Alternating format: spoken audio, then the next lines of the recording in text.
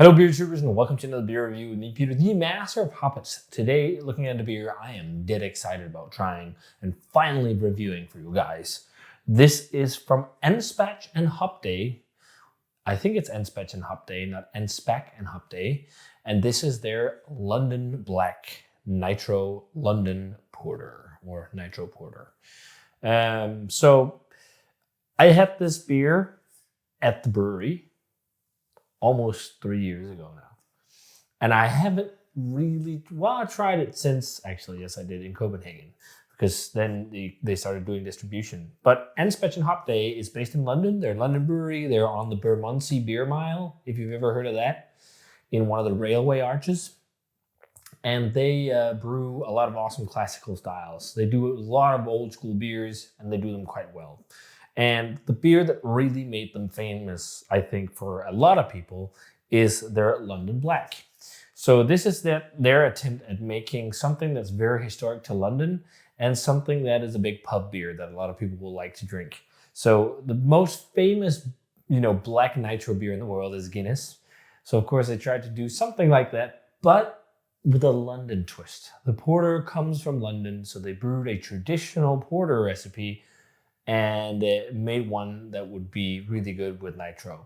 And I remember having this dead fresh at the brewery, and I was like, what? This is a 4.4% porter? Where have you been all my life? That was such an awesome experience. I was blown away. And the kind bartender, I forget his name, I'm not sure if he works there anymore. When we came there, it was actually sold out, or it was technically not sold out. It was reserved for some regulars or something like that. But he was kind enough to actually let us have a pint anyways, because we came all the way from Denmark, which was awesome. Otherwise, we wouldn't have gotten to try it. Because we tried a few of their other beers, and then it's like, oh man, that porter sounds amazing. And we got to chatting and whatnot. So that was awesome, a great experience. But I think I might have tried one or two of their beers prior to that, which was in big 750s or something like that. But otherwise, this is one of their main beers. They just started being sold in cans in Denmark. I haven't seen much of it besides this. I think there's been a little bit, but this is the main beer that's been over so far. Otherwise, it's been some keg beer. And this is a 4.4% porter. It's got an original gravity on 11.9 Plato, and meaning there's going to be a good amount of residual sweetness for body and everything. And it's inspired by London's brewing heritage. This is a truly sessionable bold porter, it says, brewed for a smoother mouthfeel, perfectly balanced with cascading notes of coffee and velvety chocolate. A beer that champions the rich history and heritage of London's porters and modern independent brewing.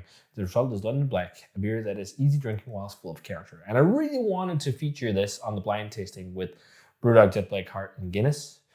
But that was just a versus beer. It would be fun to do it really blind. Maybe we should do that because I have a spare can. But I never got to feature that in that tasting because at that time this wasn't available. And this is dead fresh. This is a month in the can. So I am just ready to slay this. So let's check it out. Pours.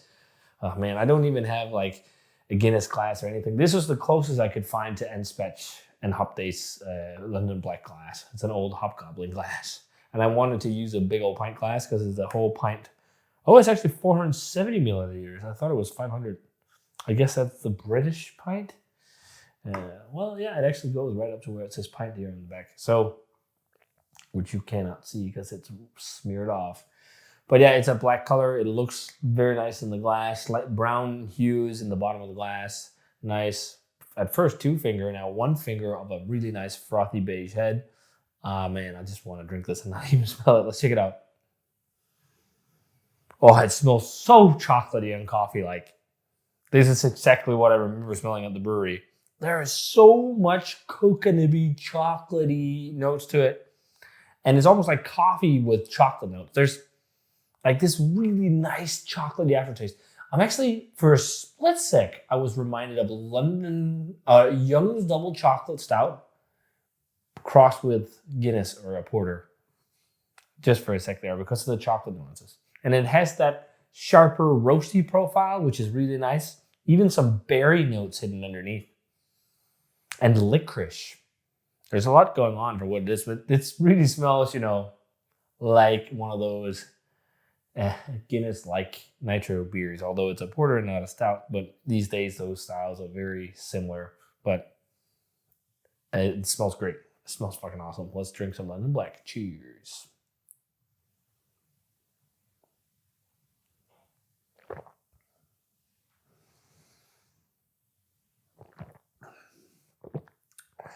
I need another sip of that.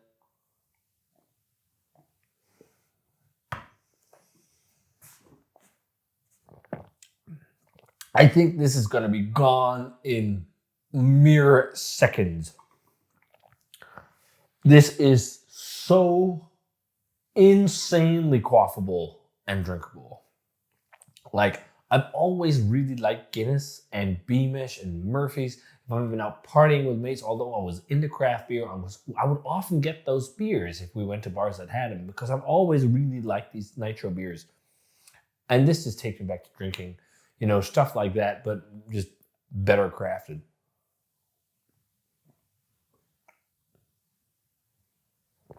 Really soft, velvety, luxurious mouthfeel. It's got a tad bit of sweetness there to it. Almost slightly milky or something. It's just really good. I think maybe I remember it being a tad more sweet the first time I had it. I'm not entirely sure about that. But lots of coffee flavor, I think, and some roasty malty notes. It also has like a fluffiness of like oats or flaked barley or something like that. And also like in the taste, it has like a little bit of that like sweeter flavor you can get from some of these flake grains, at least oats. I gotta be careful. Like, I'm gonna chug this. Coca maybe notes as well, just lightly.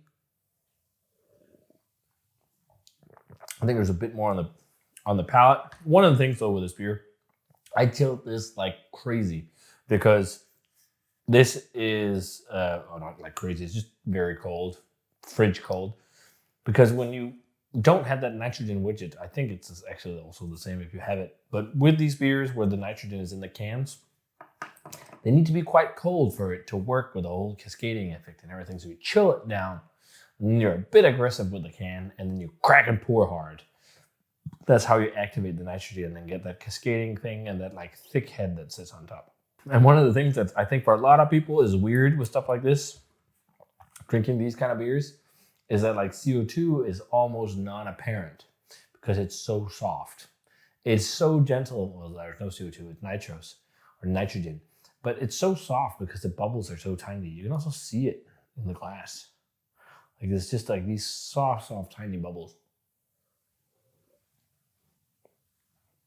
The licorice nose is a bit there. There is not too much of fruitiness, but there's a light acidity, which reminds me of like berry notes. But otherwise, it's like toasty, coconut-y, coffee-like, roasty, a little bit charry, a little bit burnt aftertaste. It's almost milky feel to it because of the consistency and that like kind of milky, oaty, flake barley, whatever kind of flaked grain profile. Did they actually say it's probably, I would imagine this is made with oats. Huh? It doesn't seem like, malted barley. Holy shit, no oats in here. So maybe it's all malted barley. There's no flakes on it. It just has some of that sweetness, but that could also be a perception, I guess, of the nitro that makes you think of this milky stuff.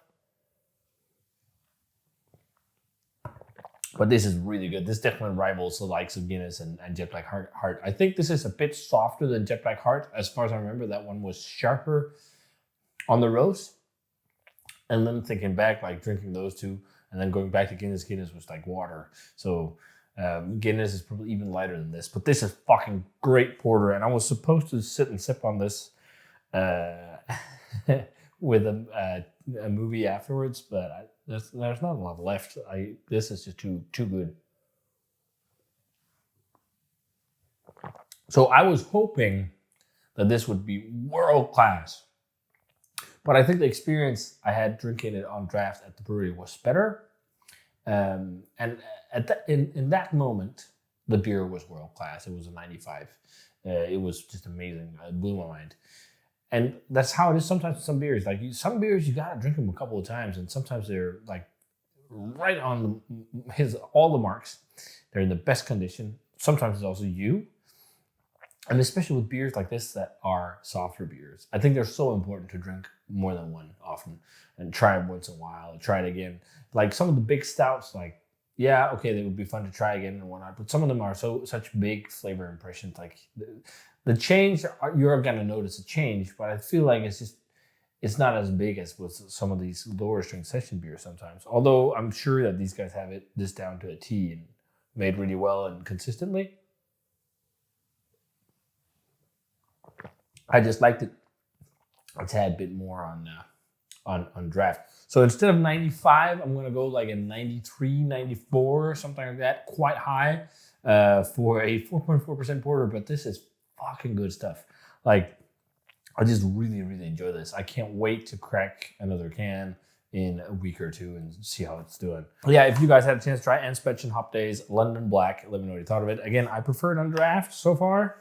That first time was just magic, but it was at the source. It was probably only a few days old. Like the stars were aligned, but this is still such a great pint. So if you guys had this one, let me know what you thought of it. As always, comment, subscribe, check out the Facebook fan page, Twitter, and Instagram. Give the video a thumbs up if you enjoyed it, and ring the bell for future notifications about videos. And I will say cheers in a fantastic London Porter with Nitro, and see you guys in another beer go.